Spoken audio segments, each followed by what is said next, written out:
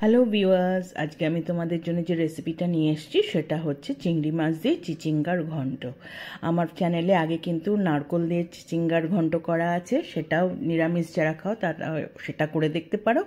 আর এই চিংড়ি মাছ দিয়ে চিচিঙ্গার ঘন্টটার টেস্ট দুর্দান্ত হয়।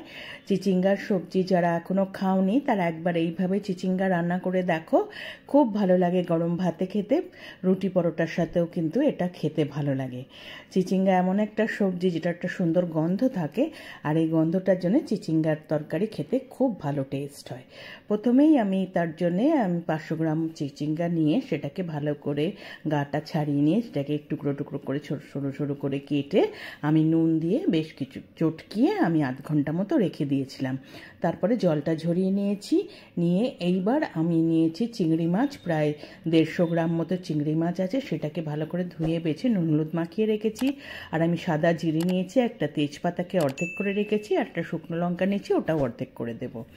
এইবার আমি প্রথমেই সর্ষের তেল দিলাম কড়াইতে, দিয়ে তেলটা গরম হলে তার মধ্যে চিংড়ি মাছগুলোকে দিয়ে দিলাম, দিয়ে ভালো করে চিংড়ি মাছগুলো একটু ভেজে নেব।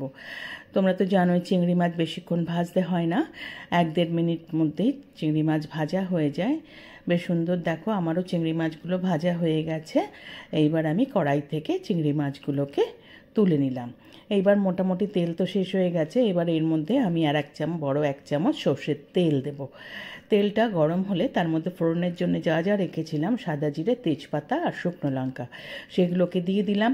দিয়ে ফোড়নটাকে একটু ভালো করে একটু ভাজা হওয়ার টাইম দেবো, সুন্দর গন্ধ বেরোবে ফোড়ন থেকে। তারপরে যে চিচিঙ্গাগুলো আমি নুন দিয়ে চটকে রেখেছিলাম সেইগুলো দিয়ে দিলাম। দিয়ে এইবার ভালো করে তেলের মধ্যে চিচিঙ্গাগুলো আমি ভেজে নেব, উপর নিচ করে সুন্দর করে বা নাড়াচাড়া করে তেলের সঙ্গে ভালো করে চিচিঙ্গাগুলো কিন্তু মিশিয়ে দেবো। বেশ মেশানো হয়ে গেলে এইবার আমি একটু ঢাকা দিয়ে চিচিঙ্গাগুলোকে 2 থেকে 3 মিনিট রাখবো। 3 মিনিট পরে খুলেছি, বেশ অনেকটা আর একটু মজে এসছে। এইবার আমি চিচিঙ্গাগুলো সাইডে সরিয়ে দিয়ে মাঝখানে একটু ফাঁকা জায়গা করে তাতে আমি 1 মুঠো মতো পেঁয়াজ কুচো দিয়ে দিলাম। পেঁয়াজ কুচো দিয়ে সেই পেঁয়াজগুলোকেও আমি চিচিঙ্গার সঙ্গে কিন্তু ভালো করে মিশিয়ে একটু পেঁয়াজটাও ভাজা ভাজা হবে, মিশেও যাবে, সেইভাবে বেশ কিছুক্ষণ ধরে একটুখানি নাড়াচাড়া করে নিলাম। নাড়াচাড়া করে নিয়ে এবার এর মধ্যে আমি মশলা ইউজ করব। প্রথমে আমি 1 চামচ জিরের গুঁড়ো দিলাম, তারপর 1 চামচ ধনের গুঁড়ো দিলাম, 1 চামচ লঙ্কার গুঁড়ো দিলাম, আর 1/2 চামচ থেকে একটু বেশি আমি হলুদ গুঁড়ো দিলাম। আর যেহেতু নুন দিয়ে চটকিয়ে রেখেছিলাম, খুব সামান্য 1 চিমটে একটু নুন দিলাম, আর 1/2 চামচ চিনি দিলাম। দিয়ে এইবার সমস্ত কিছু মশলা আমি চিচিঙ্গা আর পেঁয়াজের সঙ্গে ভালো মিশিয়ে নিচ্ছি। ভালো করে উপর নিচ করে বেশ ভাজাও হচ্ছে, আবার মিশেও যাবে, এইভাবে কিন্তু মেশাতে হবে।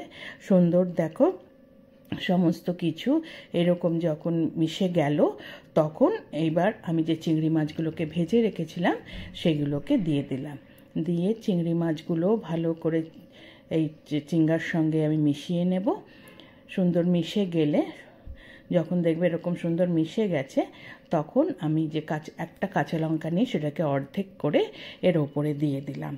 এর ওপরে দিয়ে এইবার আমি ঢাকা দিয়ে 5 থেকে 6 মিনিট আমি রান্না হতে দেব। গ্যাস মিডিয়াম থেকে স্লো থাকবে। 6 মিনিট পরে খুলেছি, দেখো আমার রান্না হয়ে গেছে, দেখেই বোঝা যাচ্ছে সুন্দর তরকারি মজে গেছে আর সুন্দর একটা গন্ধ বেরোচ্ছে, কিন্তু একটু জল জল ভাব রয়েছে, ওই জন্য আমি সমানে নাড়াচাড়া করে ওই জলটাকে শুকিয়ে নেব। বেশ কিছুক্ষণ ধরে এরকম করে নাড়াচাড়া করার পরে যখন দেখবে জলটা মোটামুটি শুকিয়ে এসছে, আমার রান্না তখন হয়ে যাবে। দেখো রান্না হয়ে গেছে।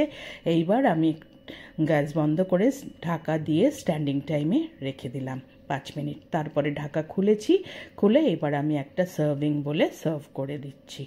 গরম ভাতের সাথে তো এটা খেতে ভালোই লাগে, রুটি পরোটার সঙ্গেও তোমরা এটা খেতে পারো, খুব ভালো টেস্ট হয়।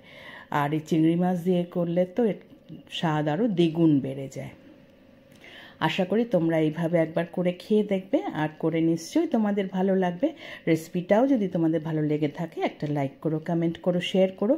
যারা এখনও আমার চ্যানেলটা সাবস্ক্রাইব করোনি প্লিজ সাবস্ক্রাইব করে দিও। পাশে থাকা বেল আইকনটা প্রেস করবে, তাহলে আমার তৈরি সমস্ত রান্নার নোটিফিকেশন তোমাদের কাছে পৌঁছে যাবে। আবার নতুন নতুন রান্না নিয়ে তোমাদের কাছে আসবো। আজকে তাহলে চলি, তোমরা ভালো থেকো। টাটা।